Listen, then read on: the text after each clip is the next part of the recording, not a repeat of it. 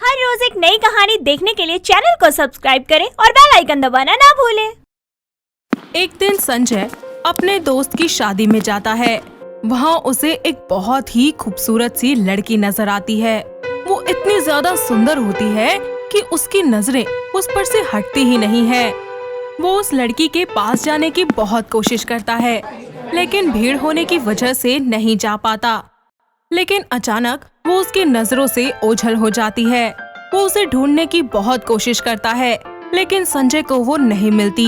वो बहुत ज्यादा परेशान हो जाता है और फिर वहाँ से अपने घर जाने लगता है। जाते जाते वो बस उसी लड़की के बारे में सोचता है और खुद से कहता है, आज तक मैंने इतनी खूबसूरत लड़की नहीं देखी। उसकी आंखें तो बिल्कुल नीली झील जैसी हैं और उसके बाल तो जैसे घने जंगल की छांव।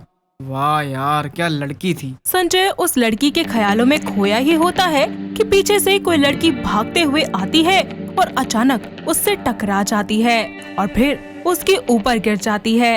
रात के अंधेरे में वो दोनों एक दूसरे को उठाते हैं, जहाँ लड़की का चेहरा ठीक से नजर नहीं आता और वो उससे बोलती है, आई एम सॉरी, मेरी वजह से आप गिर गए। कोई बात नहीं, आप ठीक हो? जी मैं ठीक हूँ, और आप? मैं भी बिल्कुल ठीक हूँ। संजय उस लड़की से बातें कर रहा होता है कि तभी सामने से एक कार आती है और उसकी हेडलाइट्स की रोशनी में उस लड़की का चेहरा साफ नजर आता है। जैसे ही संजय उस लड़की को देखता है, उसके दिल की धड़कनें तेज होने लगती है और फिर वो लड़की उससे बोलती है, माफ कीजिएगा, मैं जरा जल्दी में हूँ, मुझे चलना होगा। इससे पहले कि संजय उस लड़की से कुछ कह पाता, वो वहाँ से एक बार फिर चली जाती है और संजय बस उसे ताकता ही रह जाता है। जिसके बाद वो सोचता है, क्या यार संजय, किस्मत ने तुझे एक मौका और दिया था, फिर भी तू कुछ कर ही नहीं पाया। अब देख, चली गई ना वो। कुछ ही समय के बाद संजय अपने घर पहुंच जाता है और बस उसी लड़की के बारे में ही सोच रहा होता है और सोचते सोचते सो जाता है। अगले दिन जब वो अपने ऑफिस के लिए जाता है तो उसके दिमाग में बस उसी लड़की का चेहरा घूम रहा होता है। लेकिन अचानक से उसे एक शोर की आवाज सुनाई देती है। वो पीछे मुड़कर देखता है तो उसके पीछे वो लड़की खड़ी होती है। उसे देखते ही संजय के होश उड़ जाते हैं और वो उसके गले लग जाती है। संजय को कुछ समझ नहीं आता। इतने में दो लोग उनके पास आते हैं और फिर उस लड़की से कहते हैं, चुपचाप हमारे पैसे निकाल। मैंने कहा ना आपसे कि मेरे पास आपका कोई पैसा नहीं है। ये ऐसे पैसे नहीं देगी, इसे पुलिस के पास ले चलते हैं। पुलिस के पास नहीं, प्लीज मेरी बात मानिए, मेरे पास सच में पैसे नहीं है। ये आपसे जबरदस्ती पैसे छीनना चाहते हैं क्या? नहीं, इन्हें लगता है कि मैंने इनके पैसे चोरी किए हैं। लेकिन ऐसा क्यों लगता है इन्हें? क्योंकि जब इनकी दुकान से पैसे चोरी हुए तब मैं वही थी और जब से ये मुझसे पूछताछ कर रहे हैं। फिर आगे क्या हुआ? मैंने कुछ कहा ही नहीं, मैंने डर से बस अपनी पलकें झपका दी तो इनको मुझ पर शक हो गया कि पैसे मैंने चुराए हैं। ओह, तो आपने पलकें झपकाई क्यों थी? एक्चुअली मैंने जानबूझकर नहीं किया कुछ भी, ये अपने आप झपक जाती है। ओह, अब मैं समझा। चलिए कोई बात नहीं, मैं इन्हें देखता हूँ। इस सब के बाद संजय उन लोगों से बातचीत करके उन्हें सब कुछ समझा देता है और वो लोग सारी बात को अच्छे से जानने के बाद उस लड़की से माफी मांगकर वहाँ से चले जाते हैं। जिस पर संजय उससे बोलता है, अब तो सब ठीक है ना? जी अब ठीक है, थैंक यू। इसमें थैंक यू की कोई जरूरत नहीं है। नहीं, जो आपने मेरे लिए किया वो शायद ही कोई किसी के लिए करता है।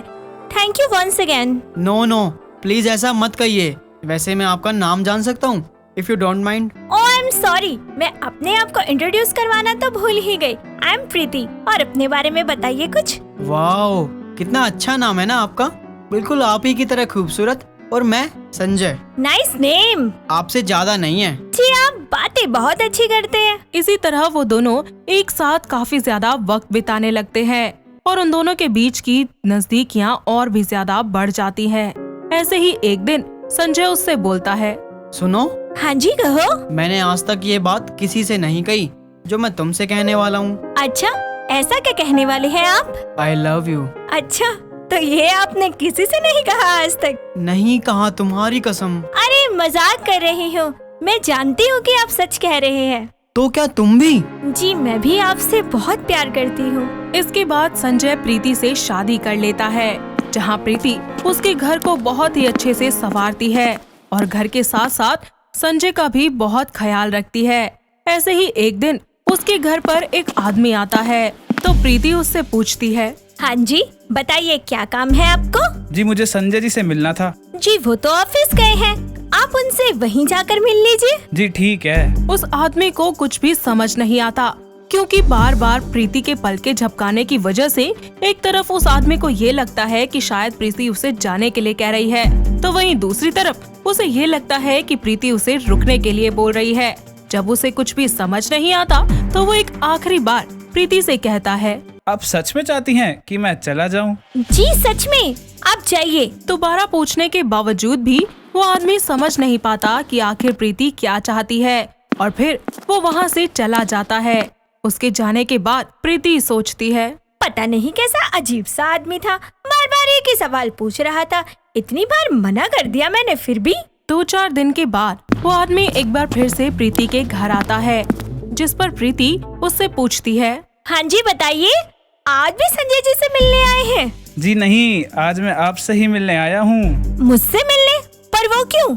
क्योंकि आप ही तो चाहती थी कि मैं आपके पास रहूं। मैंने ऐसा कब कहा? उस दिन मैं जब आया था तो आप बार बार पलके झपका रही थी, तो मुझे लगा आप नहीं चाहती हो कि मैं आपको छोड़कर जाऊं। ये क्या कह रहे हैं आप? मैंने ऐसा कुछ नहीं किया और ना ही सोचा। तो मुझे देखकर पलके क्यों झपका रही थी? अभी भी ऐसा ही कर रही हो?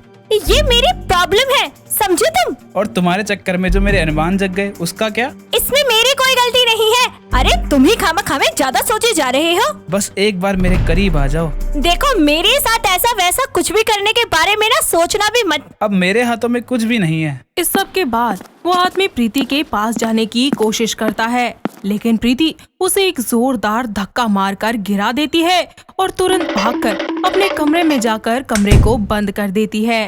वो आदमी कमरे के बाहर खड़ा होकर उसे आवाजें मारता रहता है और दरवाजा तोड़ने की भी बहुत कोशिश करता है, लेकिन उससे दरवाजा नहीं टूटता। इतने में प्रीति संजय को फोन करके घर बुला लेती है। थोड़ी ही देर के बाद संजय पुलिस को लेकर अपने घर पहुंचता है।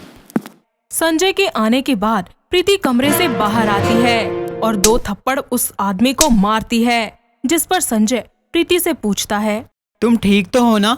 इसने कुछ किया तो नहीं ना तुम्हें? नहीं नहीं, मैं बिल्कुल ठीक हूँ। सच में ना? अरे हाँ बाबा, मैं बिल्कुल ठीक हूँ। चलो अच्छी बात है। इस सब के बाद पुलिस उस आदमी को पकड़कर ले जाती है और प्रीति भी इस हादसे को याद करके हमेशा के लिए अपनी पलकें झमकाना धीरे धीरे कम करती चली जाती है और दोनों पति पत्नी इस सब के बाद खुशी खुशी अपनी जिंदगी में आगे बढ़ जाते हैं।